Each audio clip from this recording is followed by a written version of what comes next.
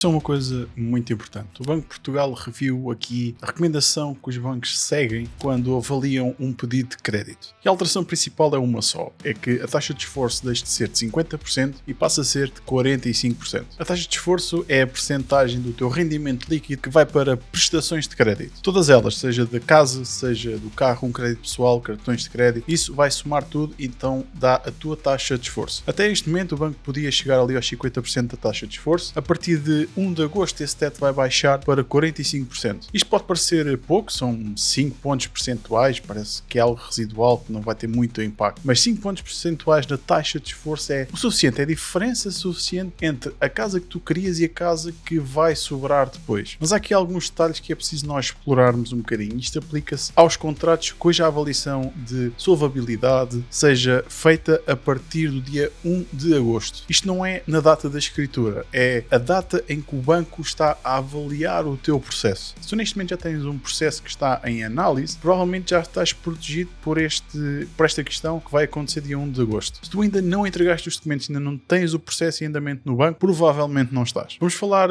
então aqui de números e de quanto é que isto vai custar para o teu bolso. Um casal que tem 2.500 euros líquidos de rendimento, com a regra antiga de 50%, tinha um teto de prestação aqui de 1.250 euros por mês. Com a nova regra aplicada, então vais passar aos 45% e vais ter um valor de 1.125 euros. Isto são menos 125 euros por mês. Parece um valor pouco para aquilo que tu vais pagar de prestação. A parte interessante começa a partir daqui para a frente. 125 euros de prestação não são 125 euros de casa. Numa prestação que vai durar 30 anos, cada 100 euros de prestação valem dezenas de milhares de euros. Esses 125 euros a menos aqui na tua prestação podem tirar bem mais do que 20.000 euros de capacidade de compra. Isto, claro, vai depender muito da taxa de juros que vai estar em vigor na altura em que fores fazer então a aquisição da tua casa. Nada mudou, o teu salário não vai mudar, a casa que tu queres comprar não vai mudar, os preços não estão a variar, o que está a mudar é a régua de cálculo que é feito perante o banco ao teu salário. Se tu tens, por exemplo, um crédito automóvel ou um crédito pessoal ainda a decorrer no momento em que o banco vai estar aqui a avaliar este teu impacto na tua taxa de esforço, isto vai ser um peso muito maior para isso, porque essas prestações entram no teu cálculo da taxa de esforço. Mas é importante falarmos também de outra coisa que poucas pessoas entendem sobre estas novas regras. Elas nunca foram obrigatórias. Isto é uma recomendação. Os bancos podem ultrapassar essa recomendação, só têm é de justificar o porquê. E na realidade, na prática, sempre houve uma margem para se sair desta régua que existe este limite. Essa margem era de cerca de 15% do crédito concedido para cada instituição. E a partir de agosto essa margem vai sair dos 15% para os 10%. Vocês certamente já passaram ou conhecem alguém que teve aquela conversa do fala com o gestor do banco para ver se consegue fazer aqui qualquer coisa. E isto vai continuar a existir e vai existir sempre. E é exatamente isto que são então estes excedentes, estes 10, 15% a mais que normalmente existia. O que acontece é que os bancos agora vão ter que olhar melhor para quem é que vão dar realmente essas exceções. O que acontece quando o banco tem menos execuções para dar? Ele vai dar a quem? Ele vai dar, obviamente, a quem tem um melhor perfil, uma estabilidade de emprego melhor, um histórico mais limpo, uma entrada maior, uma relação antiga com o banco, por exemplo, e esta mudança não vai apertar toda a gente de forma igual. Isto vai apertar muito mais quem já estava a viver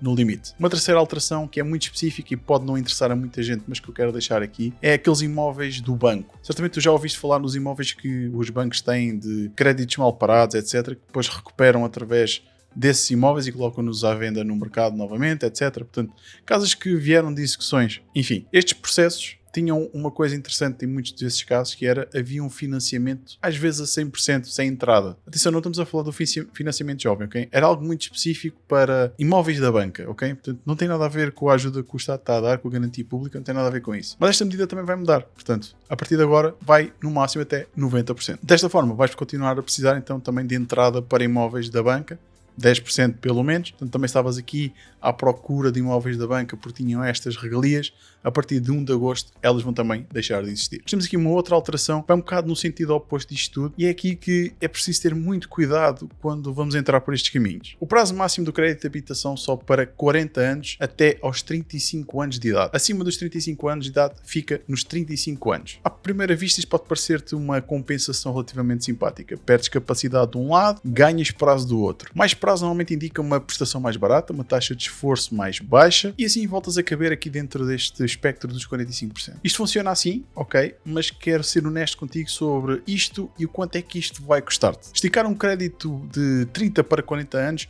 baixa efetivamente a prestação, mas vai-te aumentar uma outra coisa, que são os juros. Mas atenção, porque isto vai aumentar bastante, porque estás a pagar juros durante mais uma década para além daquilo que era suposto, de 30 para 40. Atenção, eu não estou a dizer que isto é um erro, que é errado permitir fazê-lo. Isto para muita gente vai ser a diferença entre poder ter uma casa ou não. O que eu estou a dizer é que isto não é um presente, é uma troca, vamos dizer assim. Prestação mais baixa hoje, muitos mais juros no futuro para pagar. Se fores por esse caminho, há uma coisa que tu tens mesmo que fazer, que é amortizar o crédito sempre que tu puderes e tiveres essa possibilidade. Quanto é que realmente compensa então fazer esta amortização? Quanto é que a amortização de poucos milhares de euros corta no total dos juros? E qual é que é o maior erro das pessoas quando amortiza? Eu expliquei isto tudo já num vídeo aqui no canal, já no passado. Deixei o link aqui em baixo na descrição para tu poderes ver esse vídeo completo e vai-te explicar como é que funciona então o sistema de amortização em Portugal. Portanto, se vais assinar um crédito de 40 anos ou se estás a pensar que isto pode ser um bom caminho, vê esse vídeo que vai ser muito importante então para tu perceberes como é que funciona depois mais à frente a questão da amortização. E é por isso que vale a pena subscrever aqui o canal, porque cada vez que muda alguma coisa nestas regras e vai voltar a mudar, acredita em mim, vai voltar a mudar, e estamos a meio do percurso ainda. Eu venho aqui e explico-te tudo o que vai mudar, o que é que significa, o quanto é que significa para ti, para o teu bolso, para o teu futuro. Portanto, já sabes, subscreve aqui o canal, deixa o teu gosto e vê também aqui o vídeo sobre a amortização que está na descrição. Mas atenção a uma coisa, eu não sou consultor imobiliário, não sou intermediário de crédito, por isso quero deixar bem claro, não estou a tentar ocupar nenhum posto destes aqui neste vídeo. E por isso mesmo eu vou deixar-te aqui 2 contactos na descrição de um consultor imobiliário que eu confio e também de um intermediário de crédito com quem eu trabalho e é certificado para que te possa também ajudar nesse caminho. Se é a tua primeira vez a comprar casa, acredita em mim, é imprescindível teres estas 2 pessoas do teu lado para que te possam ajudar em todo o processo, em todo o caminho, porque hoje em dia, acredita, eu sou investidor imobiliário e sei, há muitas pessoas no mercado que não se interessam pelo teu bem, digamos assim, mas sim pelo próprio bolso. E estas 2 pessoas trabalham para o bem do cliente. Portanto, eu confio muito neles. Links aqui em baixo na descrição. Uma outra coisa que também é muito importante é que quando comprei a minha casa, faltou-me dinheiro para fechar a compra, porque eu tapei um buraco que existia nessa compra.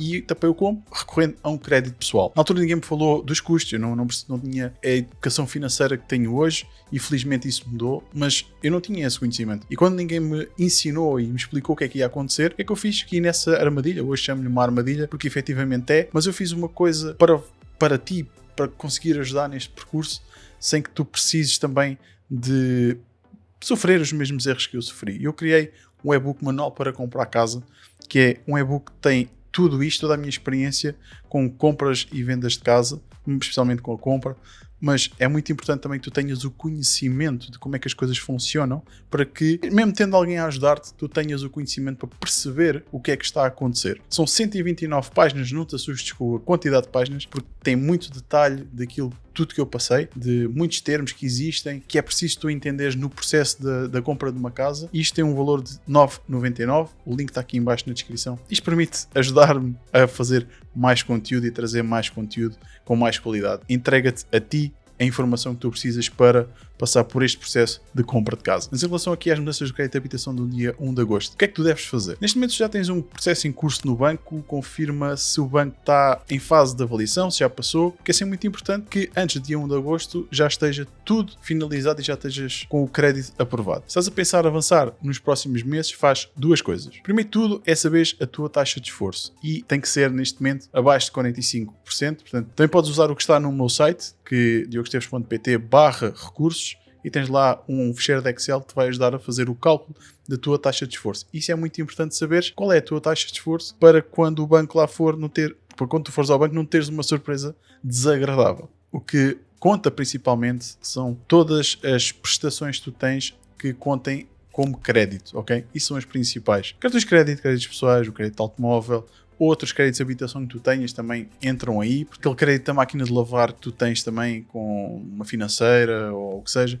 tudo isso conta para a tua taxa de esforço. Para baixares então a taxa de esforço, como é óbvio, tens de tentar liquidar o máximo de créditos que tu tenhas a decorrer neste momento. Portanto, esse seria um passo muito importante para baixar a taxa de esforço caso ela esteja demasiado elevada. Mas se ainda estás aqui numa fase de juntar dinheiro para a entrada, com um limite de 90% a aplicar-se agora também aos imóveis dos bancos, a entrada passa a ser ainda mais importante e ser o ponto central de toda esta estratégia. Isto é muito importante porque é aquilo que vai decidir se tu tens um crédito aprovado ou não. O que mudou aqui agora não foi o mercado, é a forma como se mede então a tua possibilidade de teres acesso ou não ao crédito. E a diferença entre quem é ou não aprovado a partir de agosto vai estar muito mais na preparação da pessoa para esse momento do que propriamente o salário em si. Diz-me aqui embaixo nos comentários se por acaso tu já tiveste o crédito de habitação recusado ou se perdeste uma casa que tu querias muito devido então ao facto de não conseguires acompanhar o preço desses imóveis. Quero saber a tua história aqui embaixo nos comentários, eu também partilho a minha contigo e